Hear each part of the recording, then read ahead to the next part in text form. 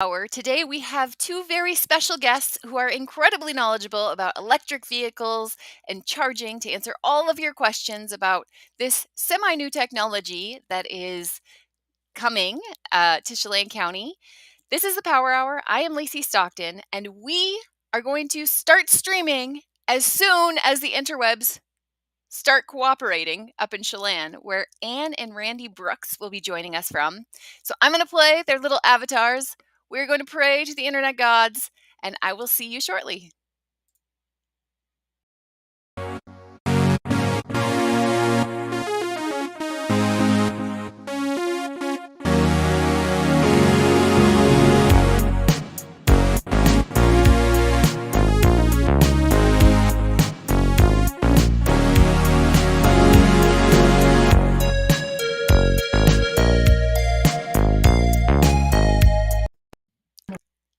Let's see. Hey, guys. Thanks for joining. Hi. Hey. You guys are going to have to get real cozy for our show today, and I will make you full screen when I can. So, I am so grateful for you two to come and talk about electric vehicles. This show actually got a ton of questions beforehand, but if folks are watching live right now, they can drop their questions in the chat and you can answer them live. I think I'm just going to kind of dive right in, though, if you are game. Yeah. Okay. Perfect. So, one question that we got was about all-wheel drive. So, folks who might live at higher elevations, get some snow, are there any options for them? If you look on Plug, you will find electric vehicles, and it usually is whether it's all-wheel drive or not. Although that some vehicles are not listed as all-wheel drive, 1T pickup truck, but all-wheel drive vehicles. Okay, cool. So Plugstar is a great resource for folks who are curious about what kind of models are out there. I went on it and I was surprised by how much variety there is. I know that I generally think of, oh yeah, Tesla, maybe a Leaf, a Volt, but there's way more. It seems like almost all manufacturers have gotten on board the EV train. Yep. Yeah. Okay, cool. So there's definitely all-wheel drive models out there and available. Awesome. So Patty, who I believe is in Chelan, had a question about any superchargers coming to town. Okay. So, Tesla.com, and you look that they have and select. You'll see all the plans that Tesla, and they supercharger in here about 3 years ago work out. So they haven't yet, and there's one in Lebanon. Now, there are no plans to have one. Do show on their map that they plan to put one, and in OMAC get installed. So the next one is planned for OMAC? Well, it's been for several years, so we'll see. So we'll see. Okay. Okay, cool. Yeah, but it is interesting. So on Tesla.com, they've got kind of their game plan, and Right. superchargers are specific to Tesla charging. Is that right? There are plans, and they're testing it in Europe. Let's other electric vehicle stations. So, actually, somebody may have seen that in North America, but it has not. As far as I know, there's no adapter of a Tesla supercharger to other car available from a Tesla level 2 charger. Okay. So Randy and Ann, we're having some sound difficulties still with your audio. So folks are saying they can't quite even understand what's going on. So let's pause really quick. I'm going to put on your little avatar and let's try and troubleshoot so that we can hear all of the brilliance that you guys are saying, okay? I'm going to give you a call on your cell phone. And for everyone watching, I really apologize for the technical difficulty. we're going to put on a little video while we sort this out so that you guys can hear them.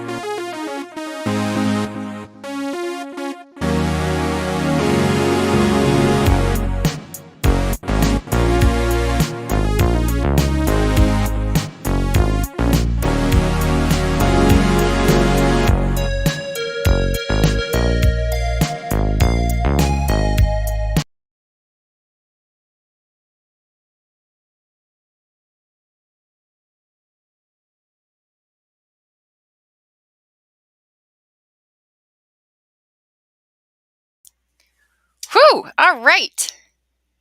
So, Rand and Andy are going to, Randy and Ann are going to join us.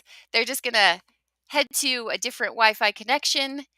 But I actually got a couple of questions that I can field that are unrelated to electric vehicles. So if you have electric vehicle questions, drop them in the chat. They should be back on here shortly. Until then, there were some questions that folks had related to our grid. And okay, if everybody switches to electric vehicles, can our grid handle this? And not just probably in Chelan County, but generally. We're switching over to electrifying not just vehicles, but also our heating, which in Chelan County, we mostly use electric heat, but that's not the case across the country. So as we try to move towards a lower carbon future, folks are electrifying everything they can because it's easier to have lower carbon emissions using electricity than by trying to change what fuel your car is using or things like that. So to answer Michael's question, can our grid handle it? The short answer is yes. We have started modeling what it would look like if people were to electrify transportation starting, decades ago as electric vehicles started becoming more and more popular and more of an option. So this is definitely in Chelan County and other utilities' purview. We have a plan for this. And more than that, when you think about when Rock Island Dam was created, that was 1933. Our electric use has changed a lot since 1933. So, first it was all of these appliances that came in, and then it's all the electronics that started coming in the 80s and 90s, and to today, these giant big screens TVs that we have. So, to put it in context, switching to an electric vehicle in every home would be sort of like everybody getting a hot tub or another water heater. Okay, so it's that level and scale. The most important thing for us is to understand when people are going to charge. So if everybody decides to plug in at the exact same time, that's not ideal, right? If everybody decides to charge on the coldest morning in Chelan County of the year, that's going to put a lot of drain on our resources. So one of the game plans that we have is to do what's called managed charging. It's fancy talk for we're going to design when cars are charging. So Teslas and other vehicles, they already have these really cool systems in place where you can schedule on your phone when your car charges. And now we're just going to do a little bit more coordination with that to make sure that everybody's charged when they need to be and our grid and our electric resources are used smartly for the benefit of everyone. So that's a great question. Thank you, Michael. And the other one I have here is this one is completely unrelated to electric vehicles, but I'm all game. If you guys have questions about saving energy, about our river flows, any of that things, I can help answer those, even though our topic today with Ann and Randy is electric vehicles. So Emily was curious about, we hear all these issues of drought in California. She's saying, should we be concerned about reduced river flow and reduced hydropower in the coming decades, sort of like what's happening on the Colorado? Well, this is a great question. We live in a totally different watershed than the Colorado, sort of different climates, different issues as climate change adjusts our river flows. So, with on the Colorado River, one of the big issues that they have is that they use a lot of that water for irrigation. It, from Colorado on down to Arizona, Las Vegas, California, all of that agriculture is mostly drawing from the Colorado, or as much as there as possible right now. Some of it's coming from aquifers, but most is coming from the Colorado River. On the Columbia, we don't have as large of an irrigation project. We have some. That's part of Grand Coulee Dam, which is upriver from us, which feeds some of the Columbia Basin Reclamation Project, but it's not the scale at all of using the Columbia River for irrigation purposes currently. So that's a big difference. The other difference is that our watershed starts way up in BC and in the Rockies and comes down from Canada. So our flows will likely change. Like this year, we had a crazy amount of flow as all this snow that we got, including into April, started melting pretty quickly here in June and now July. Like a couple weeks at the dam, it was insane flows coming through there. So we have to manage our flows differently to make sure that there's still the flood control piece while we're also saving water for later in the season when we don't have as much snow melt so that we can generate power later. So there'll be changes that we're adjusting for, that we're planning for, but I would not at this point expect something similar as to what we're seeing with Lake Mead and the Hoover Dam and Lake Powell, where they're really having to restrict their hydropower production at this point. Okay, so those are the two questions that came in that are not electric vehicle specific. If you have other questions as we wait for Andy, for Rand and Andy to find their new internet connection so we can hear all of their brilliance, please drop them into the chat. I can see them and I would be happy to answer those questions. Let's see here. For those of you who are just joining us, we had a little bit of a hiccup. I would say that it's not too bad going 18 episodes without having something like this happen. But Anne and Randy, their internet was not working well enough for us to be able to hear them. So I'm answering non-EV related questions right now, if you have any that you'd like to drop in the chat. All right, I'm just looking through past questions that folks have sent in.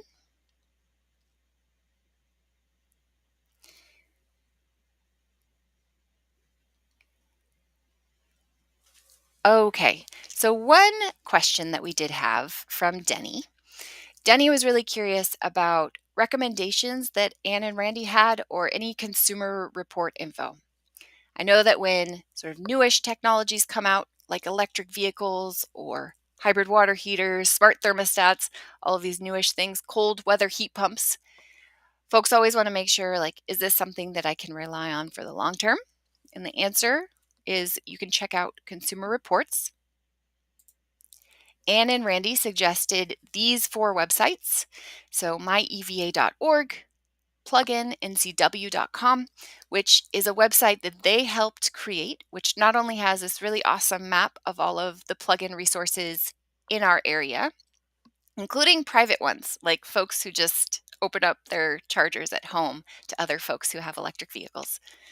But they also have a ton of information on there about specific vehicles and which models and makes you might want to look into.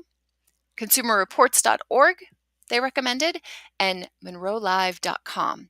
So if you wanted to really dig into the details of specific makes and models and what kind of resources there are around those are the 4 websites that Anne and Randy recommended. So thank you, Denny, for that question.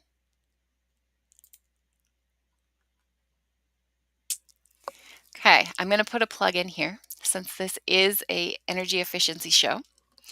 So there's a couple things going on right now. One is that summer is finally here, which we're super excited about. But as temperatures heat up, you might start realizing that your bill is creeping up too, or that you're just not as comfortable right? So if you are looking into things like switching to a ductless heat pump instead of your baseboard heaters and like a wall AC unit, if you want to make those switches, you can find our rebates at chelanpud.org/save. And we also have commercial programs for all of our lovely local businesses. And the rebates for those, well, the incentives for those include programs like lighting, including outdoor lighting controls, so that we can start reclaiming our night sky. And last but not least, we have wildfire smoke season information on our smoke website, so chelanpud.org/smoke. The reason why I'm bringing this up is not to like put a downer, a dump on the day, but now is a really great time to get things like filters. MERV 13 is what you'd be looking for, so that if and when in the future we have a wildfire smoke event and the air quality is not so great, you'll have filters at the ready. Whether you have ductless heat pump central air, or if you have none of the above, there's some really cool DIY instructions on there from the Department of Ecology where you can take a big old box fan and a couple of these filters and you can make your own purifier. So there's something for everybody on chelanpud.org/smoke. And now is the time. The time is not when it gets smoky because purifiers and all of those things sell out. So that's not so fun. All right, we are still just waiting on Ann and Randy to come back and join us. If any of you have questions for them or just more generally about what's going on at Chelan County PUD, feel free to drop them into the chat. I can see them and I can answer those. And you'll be doing me a huge favor as I try to stall while our really important guests get back on. I think this might be them. Ta-da! Hello! Hello. Hey! I can see you guys. Can we do a little sound check? Why don't you chat at us? You getting sense? No drop outs? A little bit. Can you tell me a whole sentence? Sing me a song. Okay. I don't know about that. There are over 60 registered in Washington State. It's important. Yeah, the sound is use still dropping.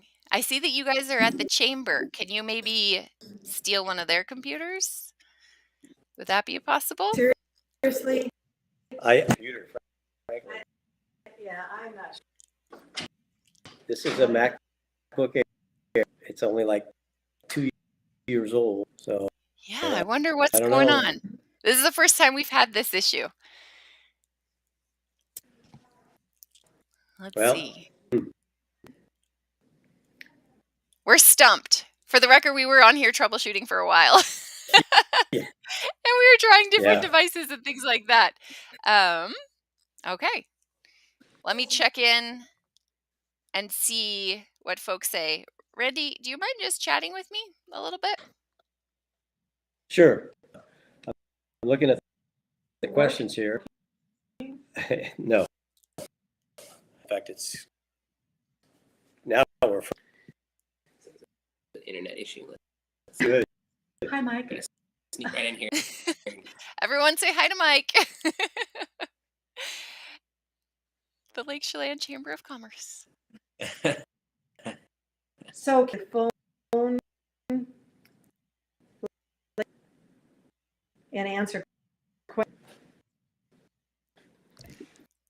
Yeah, so the intel from across town is that the audio is still a little funky. Yeah, you guys could try via phone. That would be okay with me. And if you maybe want to go to a different room and try hop it on, we can try that while Randy and Mike sort out this.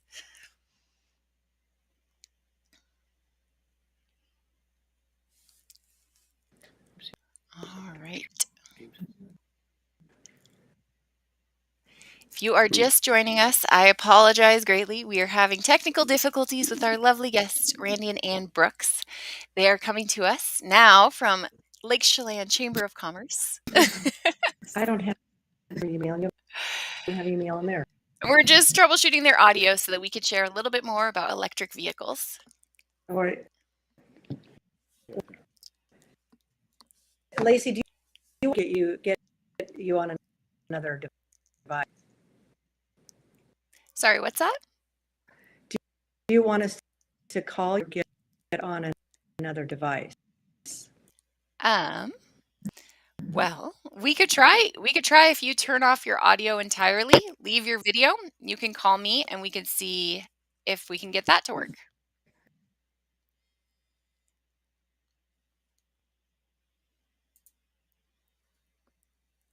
Hello. Well, hi there. So does this work and have a phone? Let's see here.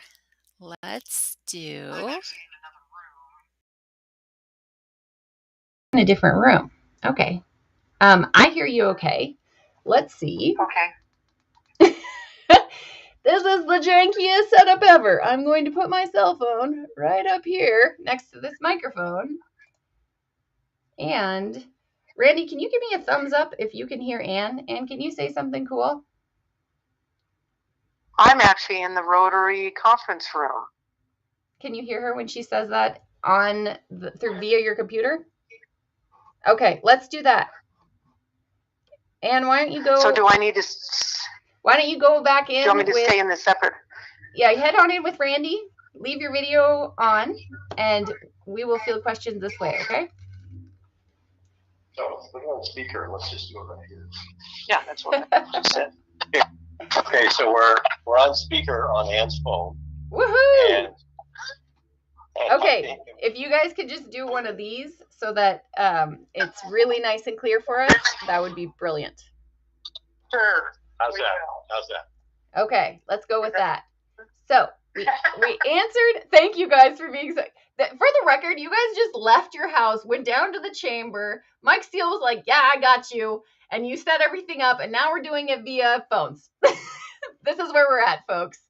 We are this devoted to answering electric vehicle questions today. Yes, absolutely. Yes, we are. All right, perfect. So,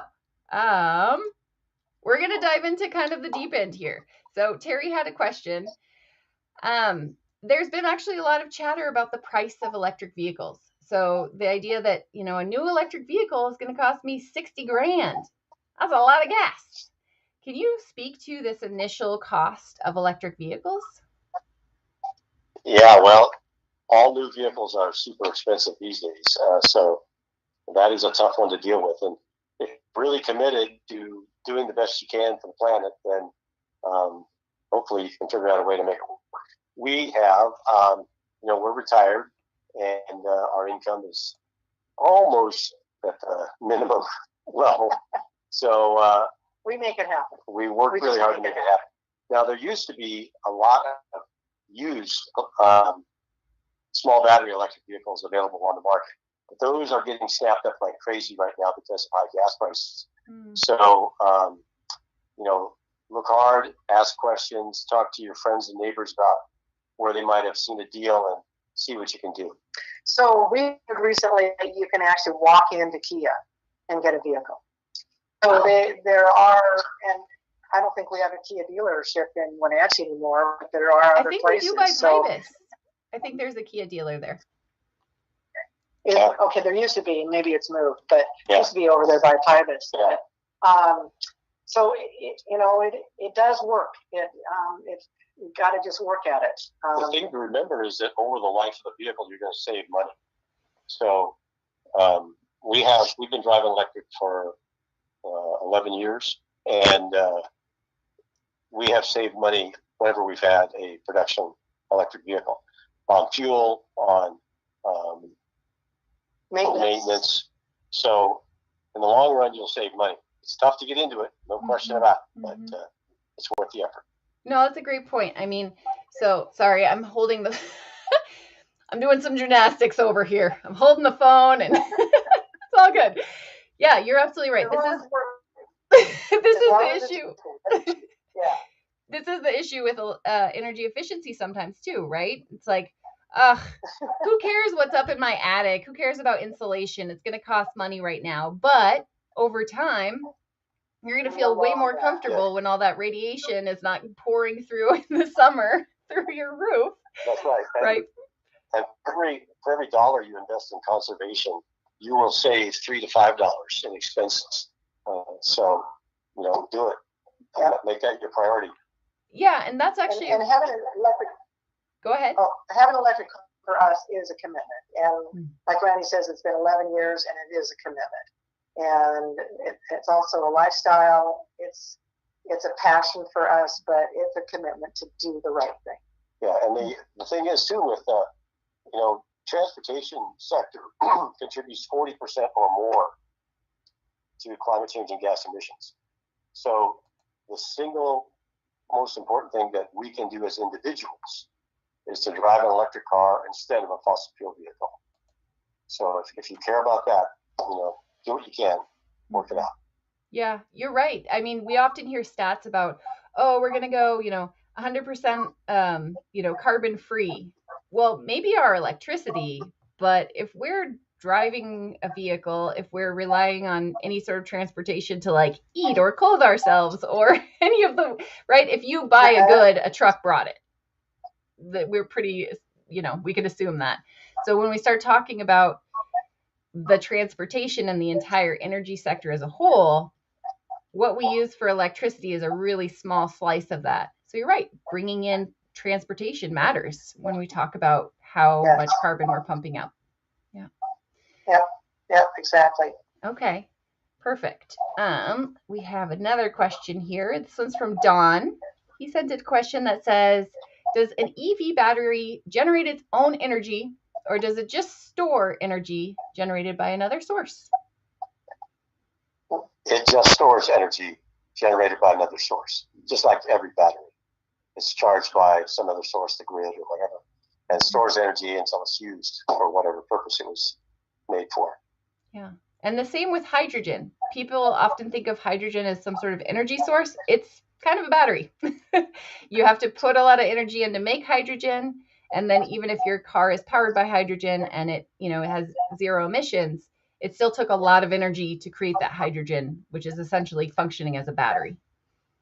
It does. And when you compare the relative efficiencies of various vehicles, a fossil fuel vehicle is about 17% efficient at taking the energy from the fossil fuel and making it motion on the road. A hydrogen vehicle is only about 20% efficient at taking the energy in the hydrogen and putting it on the road after you factor in expenses or energy expenses for making the hydrogen, splitting water, or whatever you do. And then a battery electric vehicle is about 80% efficient at taking the energy from the battery and making motion on the road. So it's really the most efficient thing. Still my choice. Plus they're quiet. I appreciate that. I will counter your point and say that the most efficient way to get around is an electric car, because I ride bike and I will challenge you any day. Yes, absolutely. Yeah, absolutely. So if you look at the efficiency of just moving, walking is number one, bicycling is number two, an electric vehicle is the next one, even before public transportation, unless the public transportation is like Link that runs on electricity for most of their stuff, and they're getting better all the time. So we're very proud of that too. Yeah, we have a big crush on Link over here in our conservation department. Yeah, absolutely. Yeah, I don't think folks realize that they're really the leader in the country, in North America, in terms of adopting electric buses and induction charging. We have a whole episode that we chatted with Richard DeRock last year about it, if you're curious, but check it out. Link is cool. All right. We have a question from David. He's, do you guys pay your fair share for roads? We do. All electric vehicle owners pay an additional $225 a year on their annual tab renewal. $150 of that is supposed to go to pay in lieu of gas taxes to help with road maintenance, and $75 of that is supposed to go toward installation of electric vehicle charging infrastructure around the state. So depending on how much you drive, like when we had a Nissan Leaf and we didn't drive it a lot, we were actually paying more with that add-on tax registration than a typical driver would for gas taxes. So it depends, but yeah, we're paying our fair share. We are. And we believe we should. There's no question about that. Absolutely. Yeah, absolutely. Okay, so it's kind of different. It's sort of a flat tax instead of one that's a function of how much gas you're buying. Yes. Okay. All right. Don had a question. What resources are used to extract the resources needed for an EV battery, manufacture an EV battery in a vehicle? So all of the things that go into creating one of our vehicles, whether they're gas powered or electric. But in particular, I think there's a concern around lithium mining and the rare earth minerals that go into creating these batteries. Can you speak to that? Sure. So everything we do has an impact. There have been several studies done by the Union of Concerned Scientists that say that from cradle to grave, so mining all the minerals, manufacturing, using the vehicle, recycling it at the end of its life, that an electric vehicle is about 50% the impact of a fossil fuel vehicle. A lot of that savings comes because you're using electricity instead of fossil fuels.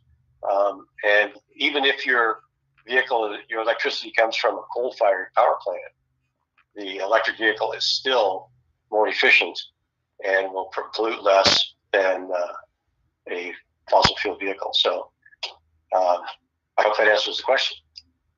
Yeah, absolutely. It's a rock and a hard place with some things, Yeah. right? I mean, the reality Everything we is, do. yeah. Yep. Yeah. Yeah, the reality It's is, just not sorry, go ahead. electric vehicle than with a gas vehicle. Yeah. Mm-hmm. Yeah. I Okay. run a battery gas any day. So then what happens to the batteries once they're kind of losing their charge and aren't charging up in the same? Well, electric vehicle batteries works pretty hard. They're cycled just about every day, and that's pretty hard on a battery. But the batteries that are in cars right now are estimated to last between 300,000 and 1 million miles. We had a 2016 or 2013 Tesla Model S that the batteries were supposed to last 300,000 miles, and there are vehicles of that vintage that have been driven that long, and the batteries are still functioning. Now we have a Tesla Model Y, and the batteries in that vehicle are expected to last 500,000 miles, so probably longer than I'll get around. And they're working on a new battery, the 4680 battery, that Tesla is currently starting to utilize. They expect that battery to last 1 million miles. So, but once a vehicle battery can no longer handle the day-to-day cycling, it can be put in a use where it's not cycled that often, like a backup power supply. So it can be used to back up if the grid goes down or something like that. And then once it can no longer even do that, they are recycled. There are already several firms that are recycling lithium-ion batteries. One of the primaries, and Tesla started a new company and is doing that, and Tesla itself is doing that. And they retract the valuable minerals and materials that are in the batteries, and they reuse them in new batteries that are even more efficient. So they're not going to waste, that's for sure. And hopefully that's happening with all our cell phone batteries, because millions and millions of cell phone batteries we don't want to throw away. We want to be able to recycle and reuse. Right. So. Yeah, right. So this is just like a slightly larger scale of the e-waste that we're already trying to work with and process into more useful recycling options. Exactly. Okay, great. Well, folks, if you are just joining us, we have Anne and Randy Brooks with us, and we're talking about electric vehicles and charging options. If you have questions, you can drop them in the chat and they will answer them for us. One question that I often hear is about range anxiety. It goes a little something like, oh yeah, 200 miles per charge, that's just not enough for what I do. Can you speak to that? Because I think sometimes it's totally valid. Yeah. So when does an electric vehicle most make the most sense, and when is it perhaps maybe not the ideal choice for a vehicle? Well, according to government statistics, we actually, the average American drives 39 miles a day. So you could say that even a small battery electric vehicle could meet that need. Now, we all like to go on road trips. And with most of the cars that are sold today, they have anywhere between 200 and 300 mile range. And having had a 2013 Model S that was EPA rated at 210 miles, and we drove that car on 3,000 mile road trips. It was not a problem. You might have to be a little creative, but the infrastructure is getting much better. Both the Tesla Supercharger network and the Electrify America network are getting much better all the time. So, and then if you really, there's nothing to charge from, remember that you can charge from any outlet. It's very slow, but you can charge from any outlet. And you can charge from RV campground outlets too that RVs plug into, and they're all over the place. So we've actually pulled in and rented a spot for the night, charged the car overnight while we camped in the back, and we're fully charged in the morning. So a 200-mile vehicle can definitely do what you want to do, and there are many that are that or above. It really depends on your commitment too, because we had a Nissan Leaf that went 80 miles, and we thought we would be able to go to Wenatchee and back with no problem from Chelan. But it was not true. We couldn't quite do that. So we knew that we had to charge somewhere in Wenatchee, and we just worked around that and charged wherever, and then walked to our appointments or take Link to appointments. So it depends on your commitment. And we also took that car over to the west side many times. So we just made an adventure out of it. Stop and get ice cream at Sky Deli, and stop in Leavenworth. And so it's your commitment, and we are very committed to doing that. And we've had a lot of fun because we've explored a lot of wonderful little towns, different places, and got on some great hikes. And it's been fun. Okay. No, that's a good suggestion. So yeah, our conservation friends over at Opalco, so Orcas Island, like Orcas Power and Light Company, the folks who give electricity to the San Juans, okay? So they actually did a road trip as part of just curious around what electric vehicles could do. And they did a road trip all the way around the North Cascades Highway, down through the Met Howe, down through our area and over. I can find a link and put it in the comments. But I think they had a lot of fun, and they were really surprised at how the infrastructure was there and available. And like you said, you were able to find different places. Like there's a lot of really cool things in Entiat, but I don't know how many folks used to just swing by Entiat, but now there's a supercharger too. So hopefully more people will be swinging by Entiat, right? And so it's different, but there are some opportunities, as you mentioned. Exactly. Yes, there's some nice trails along the river there. Supercharging is so fast, typically if you go to the bathroom and get something to drink or eat, you're being notified that the car's ready to go. So it's almost too quick now. Yeah. We used to with the Leaf or this, we just keep going. So we have to, sometimes before we start eating, we have to go move our car, which is fine. Yeah. But it's quick. It's quick. And, keep in mind that you charge every night and if you need to. And so you always have what you need the next day, except it's just with the traveling on trips, and it's very doable, very doable. We've gone to Yellowstone, southern New Mexico twice, to Vancouver Island. I mean, it's very doable. Wow. Okay, cool. All right. Well, I don't have any other questions from folks beforehand. So if folks are listening and they have questions, this is sort of the last call for questions for Ann and Randy about electric vehicles. If you have questions about e-bikes as well, I'd be happy to answer those. That's been a revolution unto itself. Especially living here, it's really, really nice to have an electric bike option so I don't have to get so sweaty.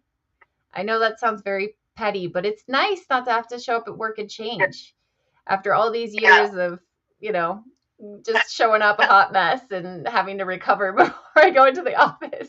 So electric bikes have made biking, I think, a lot more accessible to folks of all capabilities and all weathers. Yes. Yeah. I do see one question here from Jim White. Oh, you do? Many of you may I know don't see him that. as Jeez, what's going on today? Well, you guys read the questions because I don't see any in my chat. We're getting quite a few. I'm not certain geez. where saying James White or not, but the question is, where are we going to get the electricity to power all these electric vehicles? And that's a really good question. people just assume, and I think it's a logical assumption, that we're going to need more electricity. And fortunately, back in 2007, the Pacific Northwest National Lab in Richland conducted a study that concluded that we could convert 73% of light-duty cars and trucks to electric to the electric generation transmission system. I had the author of that study just this year in March, and I said, does this still apply in 2022? And he said, yes, it does. So right now, we only have 2% of the vehicles in Washington State are electric. So we've got a long way to go before we need to worry about whether or not we're going to exceed the power of the grid to keep vehicles charged. And we can really help by conserving electricity other places so that we can use electricity for clean transportation, since transportation is the greatest contributor to climate change and gas emissions. So I see another comment here too, is time for electric trucks. And there are, Jim White at the PUD just put a review about the Lightning, the Ford 151 in Wenatchee that he went and test drove, and he said that within, I think it was a year, would save you $10,000. So I think it was 5 years, but okay. He compared the cost of electricity to charge the vehicle and drive it to gasoline.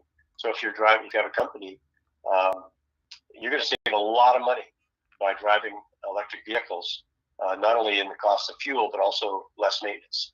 So we'll try to get Jim's his comments there on the Plug-In North Central Washington website, plug-in-ncw.com. Sure. Let me pull that up here. Plug-in. So also another, I have a friend that there's a Rivian here in the valley in Manson, and we have a friend that just showed up a couple days ago, last Sunday, and showed us their Rivian. They had ordered it in December and just got it within the last month and are loving it. And it's a great truck. So, there's not a lot of supply of vehicles, but, get out there and, order these vehicles. Like Randy said, they're about the same price as a lot of the gas vehicles if you're going to go get a new vehicle. Yeah. And so, go electric when it's cheaper in the long run. Yeah.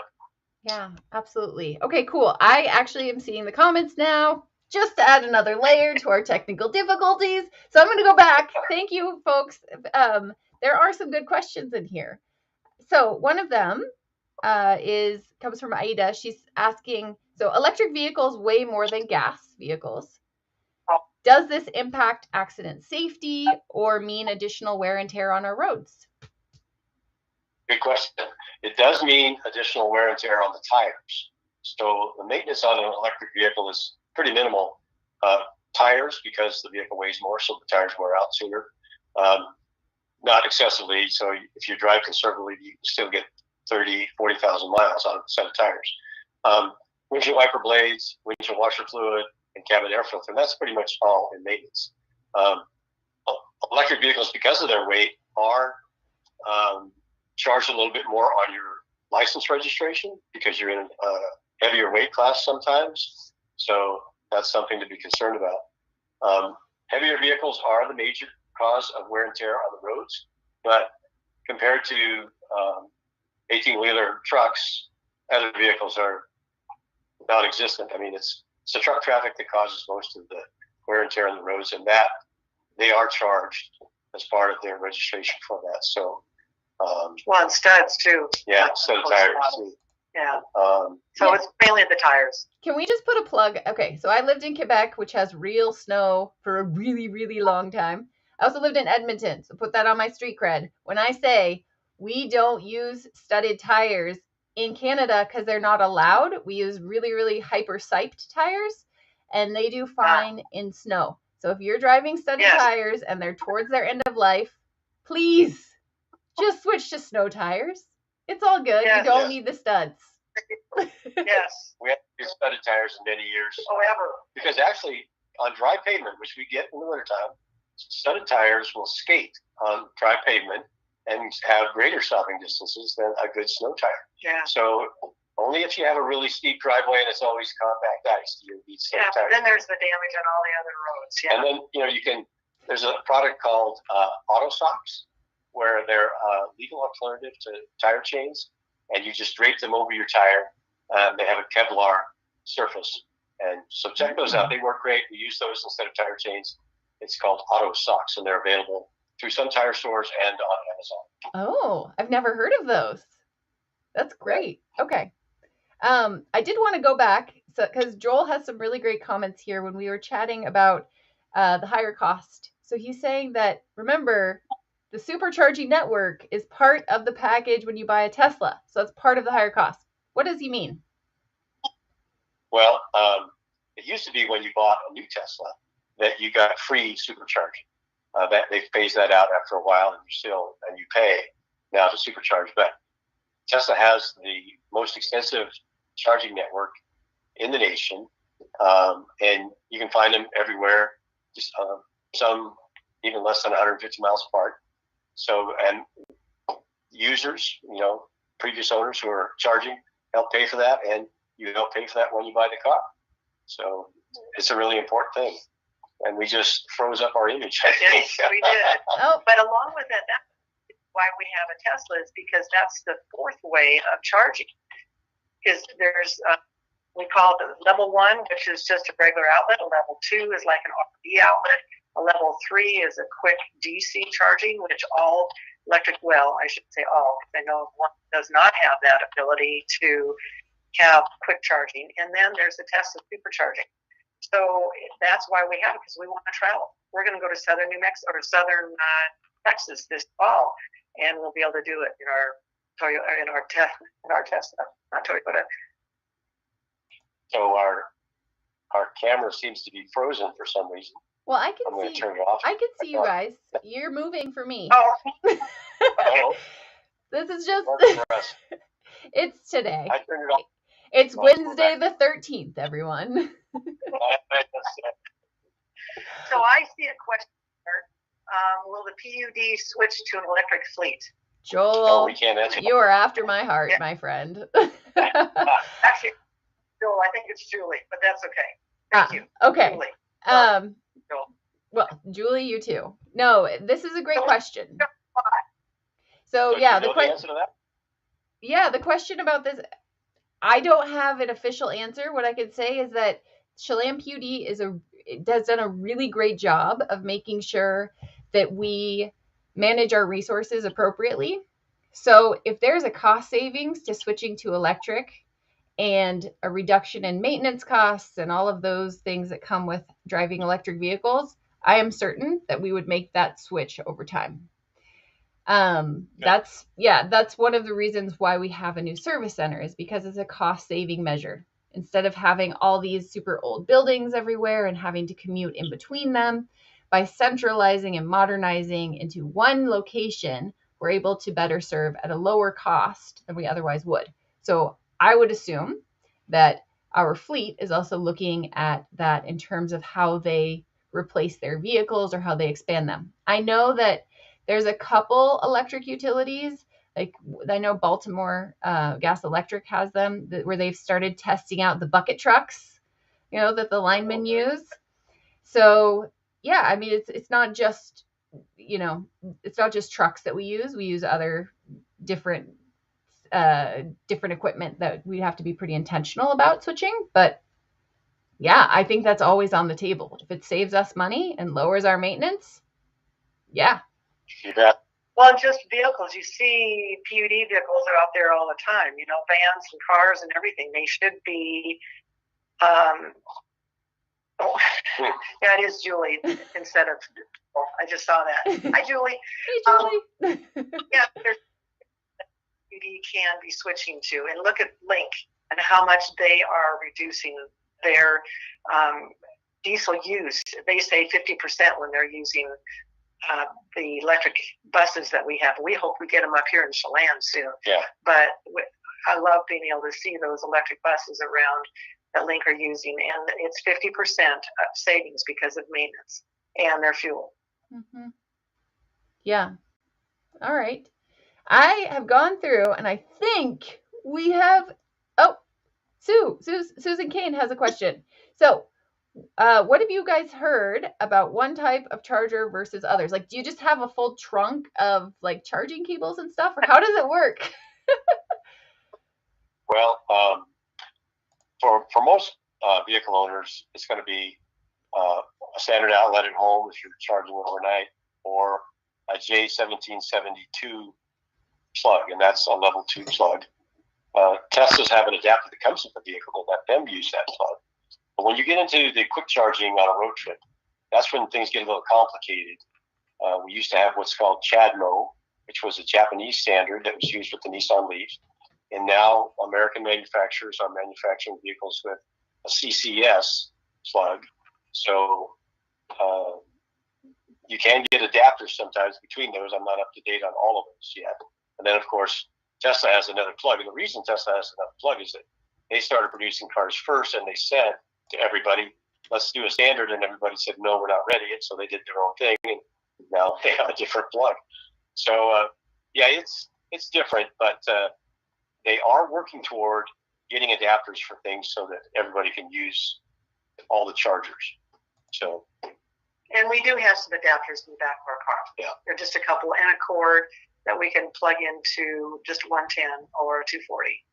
Okay. So you could just plug. Yeah. Gotcha. So if I wanted to get an electric vehicle tomorrow, so I'd show up at, my dealership, I signed the papers. Like, what do I need to know? Do I have to retrofit my home so that I have proper plugs in my garage? Can I get away with what I have? How hard is making this adjustment? Because it's slightly different. And I know it used to be a little bit wild, wild west, but the technology has come along, in the last decade. And now I don't know, it feels like we're kind of on this shift. I was looking today at uptake in new car sales. And you said like 3% in Washington State are electric. Is that correct? 2% 2% right now. Well, Iceland, it's 52% of new car sales. Yeah, Scandinavia is killing it right now. Like all of them, all the way down. I think Denmark is like bringing up the rear, and they're like in the 30s. But yeah, Scandinavia has a crazy amount of uptake with electric vehicles. So if you had questions about whether they work in the cold, ask our Norwegian friends. And yeah, so Washington State at 2% is actually lower than the national average, which I believe is about 5% based on the numbers that I'm seeing in terms of new car sales being electric vehicles. So it feels like there's a big shift. There's a bit of a wave starting, right? We feel the pulse, and the technology is coming up. Remember, the 2% I'm talking about is the number of registered vehicles in Washington now.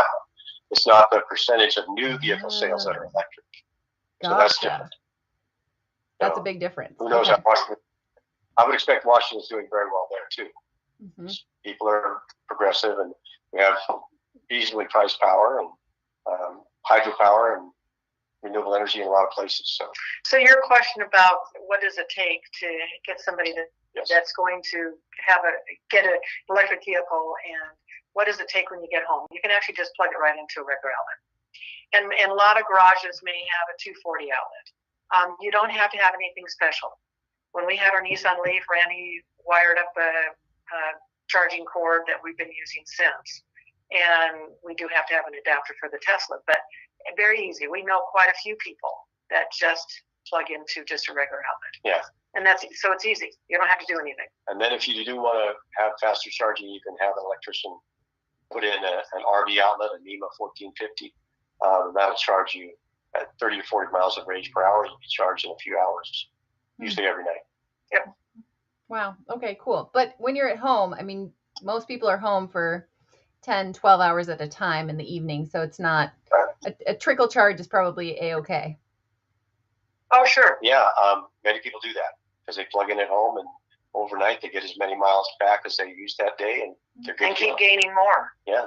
And yeah, so it works really well, unless you're driving longer distances. Yeah. Mm-hmm.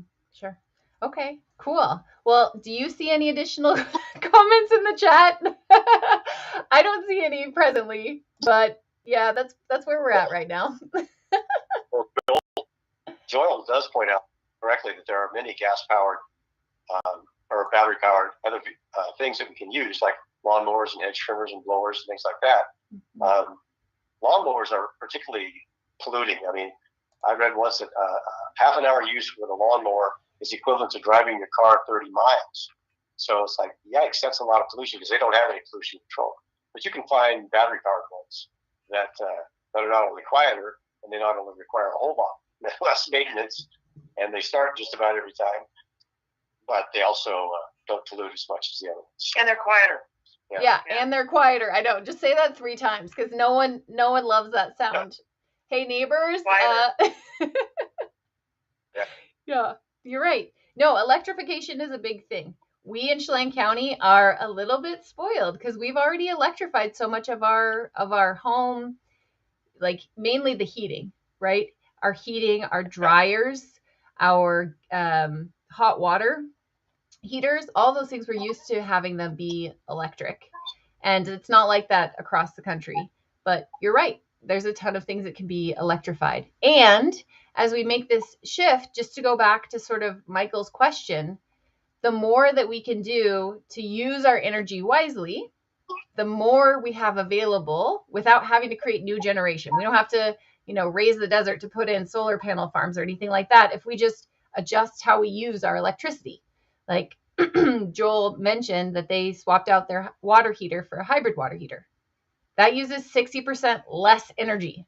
So if they used 100 before, they only use 40 now. That frees up 60% to charge their car or mow their lawn more quietly or whatever. So thinking about electricity and energy more holistically, I would love if that were the message that that everyone in Chelan County is getting, is like, we're so gifted here. We're so Yes. We have this plentiful hydropower, and we don't want to waste it just because we have it. Part of it is we sell it so that we're able to have reduced rates and really awesome parks, including a splash pad that's coming to our Riverfront Park in Wenatchee. We're really excited. Well, I'm really excited about that as a parent. I will not speak for our parks department, who will have to maintain all of these things, but I'm stoked. So, but all of these things, they are paid for by our ability to send power elsewhere.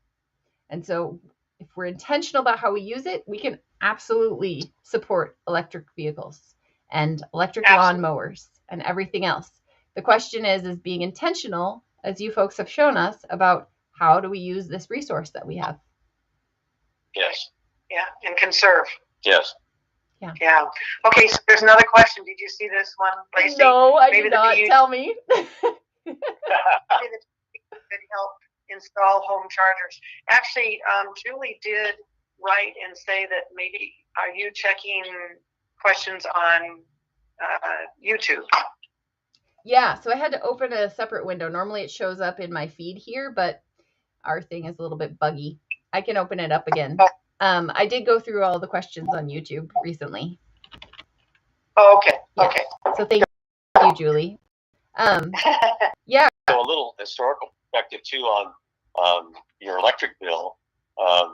When we got our first electric vehicle, we also got that same year we got a multi-split heat pump to help with our heating and cooling costs, and we saw no difference in our electric bill. Our son also happened to move out at that time too, so that was a big savings. But so our electric bill is like $50 a month, and we have a pool and a water feature that runs during the day, and our electric car. So you just won't see a significant increase in your electric bill if you get an electric car. Yeah, according to Jim White, our senior conservation engineer, it's about 30 cents a gallon is the sort of equivalent. So he ran the math. 30 cents is a lot better than $5. There's definitely no comparison.